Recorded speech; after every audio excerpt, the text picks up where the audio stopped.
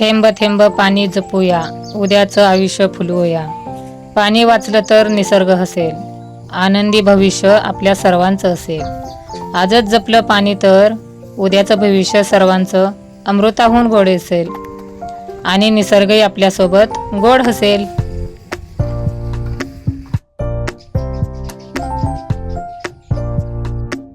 नमस्कार, तुम्हा सर्वांचं स्वागत आहे माझ्या आजच्या छोट्याशा ब्लॉगमध्ये. तर बघा, शेत खुरापणी चालू आहे. भुईमुग लावल्यामुळं सतत हे रानं खुरपावं लागतंय. म्हणजे तिसरी खुरपण आहे ही. बाकी सगळीकडं औषधच मारलं. एवढं शेत तरी कधी खुरपण होणार, कारण मजूर पण मिळत नाही. एवढं आता कोणी खुरपत पण नाही जास्त, तर सगळे औषधांचंच फवारे चालू येतं.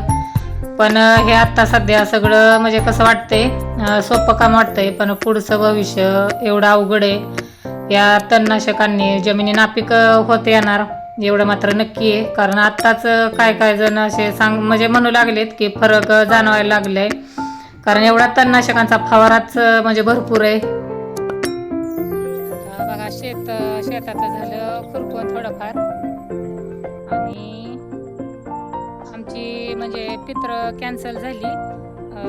का झाली तर आमच्या चुलत म्हणजे आमच्या मोठ्या नंदुबाईचा म्हणजे चुलत सासरे वारले ना, त्यामुळं ब्राह्मणांना विचारलं तर बोलले की सुटकात कसं करणार ना पित्र, म्हणून कॅन्सल करावं लागलं. तर ब्राह्मण बोलले की सर्व पित्रे अमावस्याला म्हणजे शेवट म्हणजे करता येतील तुम्हाला. तर आता काय झालंय, म्हणजे आता प्रॉब्लेम हा मोठा की म्हणजे तो सगळ्याच बायकांना असतो, म्हणजे घराची स्वच्छता. कारण आपण सगळं म्हणजे सर्व पित्रे अमावस्या झाली की सगळ्यांच्या घरात म्हणजे घट बसतात ना, देवी येते, देवी बसावतो आपण, तर सगळं स्वच्छ करावं लागतं आपण, नाही का. गोधड्या, वाकळा.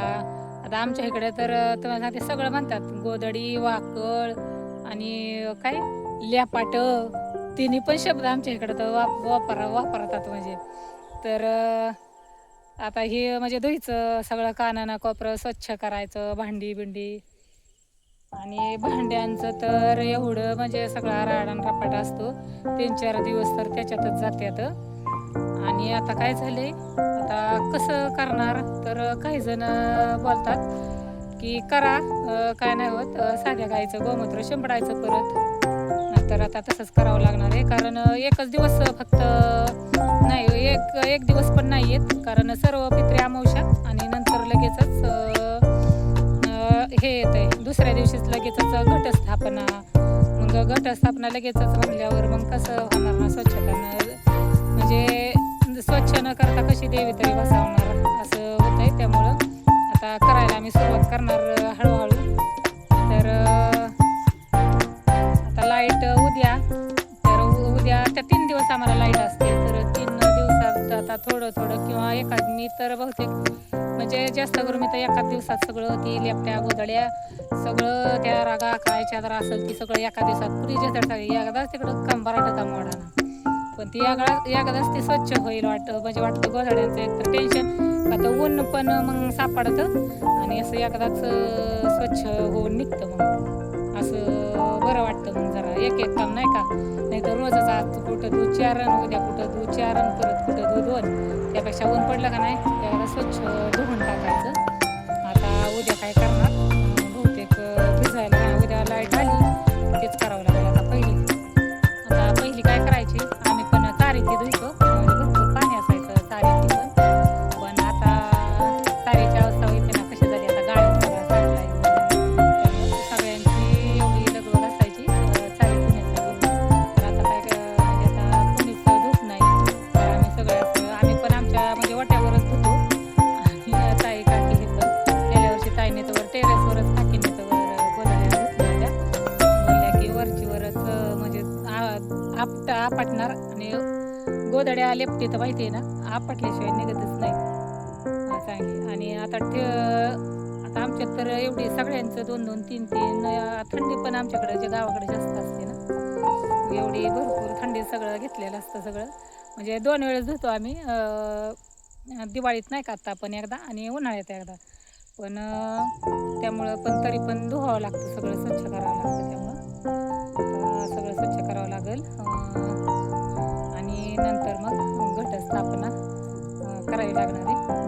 दरवर्षी आमचं काय होतं लवकरच पित्र्या म्हणजे येतात ना तृतीयाला, आणि तृतीयाला आली की आमचं बरोबर सगळं व्यवस्थित सगळं म्हणजे होऊन जातं. आता ज्यांची म्हणजे दरवर्षीची ज्यांची रेग्युलर असतात ना म्हणजे शेवटच्या दिवशी कुणाची सर्व पित्रे अमावस्या दिवशी, कुणाच्या आदल्या दिवशी, त्यांची खरंच म्हणजे काय गडबड उठायची, काय म्हणजे असं खरं टेन्शन यायचं ना ते खरंच म्हणजे जेव्हा आता आम्हाला आले त्यावेळेस आम्हाला कळते की म्हणजे कसं असतं ते. तर चला आता म्हणजे काय हरकत नाही, आता धुवून घ्यायचं सगळं, स्वच्छता करावं लागणार हळूहळू. आता जरी नाही पण गोधड्यांचं कसं आता उन्हावरच सगळं काम असतं, कारण जाड असते सगळे कपडे, त्यामुळं स्वच्छ करावं लागतं. आणि स्वच्छ करून पण म्हणजे वाळणं महत्त्वाचं, नाही तर लगेच तसं ठेवलं आपण एक रात्रभर तरी नाही वाळलं ना लगेच कुबट झार असा घाण वास येतो. आता स्वच्छ करावं लागणार आणि नंतर मग घरातली भांडी वगैरे असं सगळं साफ करावं लागणार. चला मग आता आज उपवास आहे माझा गुरुवार, तर म्हणलं चला आज पालकाची भाजी नेऊया, पालकाची भजी करायची. पालकाची भजी पण छान लागतात ना ताजी ताजी, म्हणून चला पालकाची भजी करण्यासाठी पालक न्यायला आले. तर म्हणलं चला तुमच्याशी सुद्धा गप्पा होते, तिथं कॅन्सर झाली म्हणजे सगळाच आता हापणूक पण झाला, म्हणजे वाटतं होऊन जावं पण कुठली गोष्ट आपल्या हातात नसते. ब्राह्मण काका म्हणजे बोलले की हे पितृ दिवसात असं जरी कोणी जरी म्हणजे गेलं माणूस तर हे होतं मोक्ष प्राप्त होतं त्यांना. मोक्ष प्राप्त म्हणजे कायमचा मोक्ष प्राप्त होतो, म्हणजे त्यांना नाही कसं पक्ष म्हणजे काय म्हणतो 24 जे असतात काही आपल्याला जन्म घ्यावा लागतात, ते त्यांना तसलं काही जन्म घ्यावा लागत नाही, कोणाला माहिती. आपल्याला वर गेल्यावर कळणार काय असतं ते. तर चला आता पालक तोडून घेऊया. पालकाची भाजी पण बघा तुम्हाला दाखवते, मस्त आली चांगली. पालकाचं खूप असं म्हणजे ना एवढा मोठा होतो ना पालक, आता बघा कुठं कुठं ते त्याला फुलं सुद्धा आलेत, म्हणजे अशी हे झालंय चांगलं. आता पाला तोडून येते आणि पालकाची भजी म्हणजे छान ताजी आता किडलेली मागच्या वेळी होती बघा, आपोआपच सगळी अशी चांगली झाल्यात, पानं सुद्धा भरपूर छान आलेत. आता पालक घेते तोडून.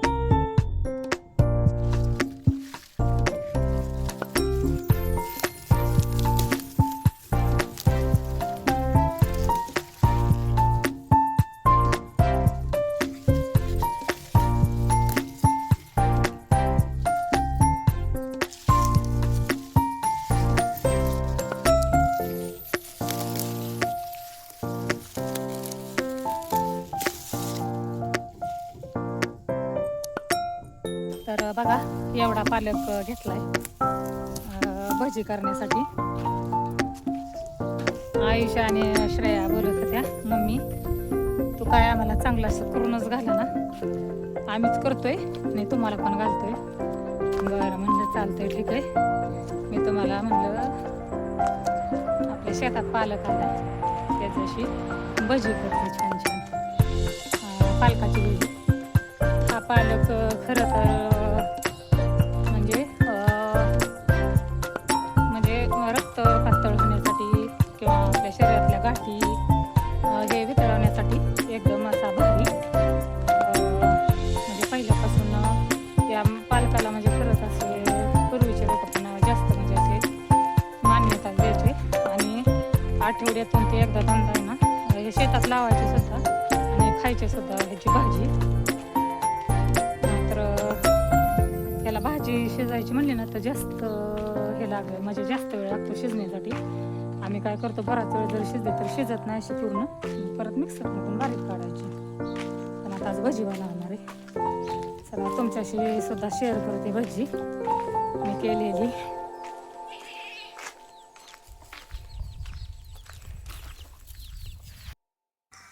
आता संध्याकाळी बघा लापशीची तयारी चालू आहे, श्रेयाचं चालू आहे करणं. तिने तुपात भाजून घेतली लापशी, आता खोबरं पण तुपात भाजून घेते बघा. तिला गूळ चिरून दिलाय मी, आता गोड सगळ्यांना आवडतं त्यामुळं भरपूर गूळ घेतलेला.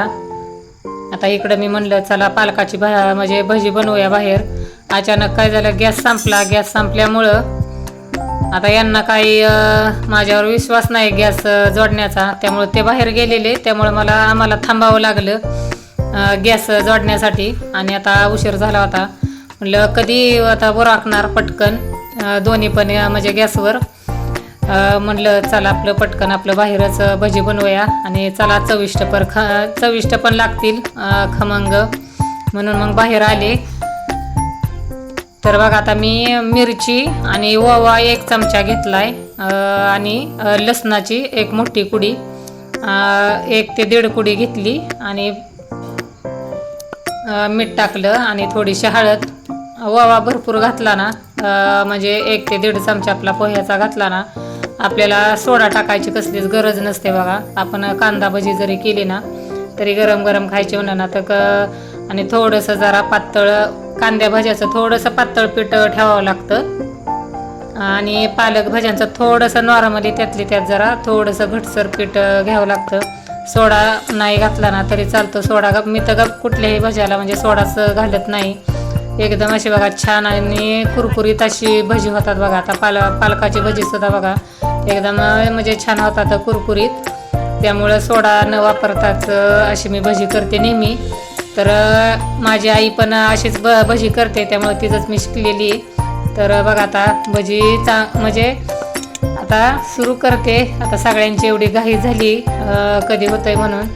तर श्रेयाची सुद्धा म्हणजे लापशीचं काम तिचं पण आता बरंच म्हणजे होत आले, म्हणून आता मला सुद्धा पटपट आवरावं लागणार आहे. आता बाकी काहीच आज करणार नाही, आता फक्त लापशी आणि तोंडी लावायला आता भजी फक्त करणारे पालकाची. कधीतरी आम्ही पण म्हणजे असं करतो नाही का, आपल्याला रोज तेच खाऊन असा कंटाळा येतो, रोज असं भाकरी चपात्या काय, मग वेगळं असं आम्ही असं कधीतरी असं करतो. म्हणजे तेवढीच आपल्याला सुट्टी मिळते स्वयंपाकातून सुट्टी मिळत नाही, पण असं म्हणजे नाही का आपण म्हणतो उरकतं काम, याला हुरकता स्वयंपाक म्हणायचं. आणि आमच्यात सगळ्यांना चालतं पण आवडतं पण. तर कधी तर शिरा आणि मसाले भात जरी केला ना तरी आमच्या इकडं म्हणजे आवडीने खातात सगळे आणि आवडतं पण सगळ्यांना. तर आज फक्त आता लापशी आणि फक्त आता भजीच बनवणार आहे, त्यामुळं आता काय आज एवढं टेन्शन नाही. आता एवढं म्हणजे बाहेर सुद्धा आता बघा संध्याकाळचं काय होतंय, कधी हवागार सुटती आणि थंडीच वाजते. आता आमच्याकडं 2 दिवस झालं ऊन पण एवढं पडतंय आणि सकाळची आणि संध्याकाळची थंडी एवढी वाजती, जणू काय आपल्याला कसं थंडीला सुरुवात होते. म्हणजे दिवाळीत बघा आपल्याला नोव्हेंबरमध्ये सुरुवात होते थंडीची, सकाळी उठल्यावर तसं होतंय. तर बघा आता सगळी बनवून झाली, एकदम मस्त भजी झाल्यात कुरकुरीत स्वतःशी. तर चमच्याने टाकली का नाही बरोबर खेकड्यासारखे आकार येतात बघा, तर भारी आकार आलेत. तर आता बघा श्रेयाची सुद्धा लापशी करून ओके. आता सगळ्यांनी त्यांनी तर अगोदर लापशी खाऊन घेतली. आता कसं होतं म्हणजे काय असं केलं की पोरांना पटकन असं खावं वाटतं, त्यामुळे त्यांचं झाली जेवणं, त्यांनी लापशी खाऊन घेतली. आता आमच्या म्हणजे पोरींना कसं गोड काही जास्त आवडत नाही, पण त्यांनी आता थोडीशी नाश्ता केल्यागत खाऊन घेतलं. आता आम्ही पण जेवण करून घेतो. आता जेवण हे झालं. फिशी काय आमची कालपासून घरीच आली नाही, म्हणून तिला मी दुपारी शोधून काढलं होतं. तर इथं आमच्या काकूंच्या जुन्या घरात बघा ती इकडे येऊन बसली, तर मी आवाज तिला दिला, बोलवलं. तिच्यासाठी सुद्धा मी लापशी आणली होती. ती दुपारी बाहेर आलीच नव्हती बघा, आत्ता आली बाहेर. आली का? आणि ती घरात नाही, त्यामुळं घरात कसलंच म्हणजे करमतच नव्हतं, कारण सततची तिची सवय लागलेली. चटई टाकली तरी ती चटईवर लगेच येऊन बसणार, बेडवर आलं तरी बेडवर येणार. बहुतेक तिचं काहीच कळना, कारण सगळी म्हणत होते की वेली असेल, पण ती कधी अशी वेलीच नाही आमचं घर सोडून, आणि ती सतत मला चिकटून असते. तर तिच्या पाठीमागं बघा काहीतरी अशी जखम झाली, त्यामुळं आता तिला बहुतेक आता डॉक्टरांना दाखवावं लागणार. पण ती इतकी म्हणजे ही करते का नाही, अशी ओरडून धावल्यासारखी करते, त्यामुळं ती डॉक्टरांना सुद्धा म्हणजे हात लावून देणार नाही. आता मलाच काहीतरी करावं लागेल. आता ती आत्ता बाहेर तरी आली, आता तिला घरी घेऊन जाते, कारण तिच्याशिवाय घरात कसलंच करमाना कोणाला. पोरींना आणि मला तर एवढी प्राण्यांची एवढी मला आवड आहे आणि सवय पण आहे. तर चला तिच्याकडे बघते आणि आजचा व्हिडिओ आवडला असेल तर एक लाईक शेअर आणि सबस्क्राईब करायला विसरू नका.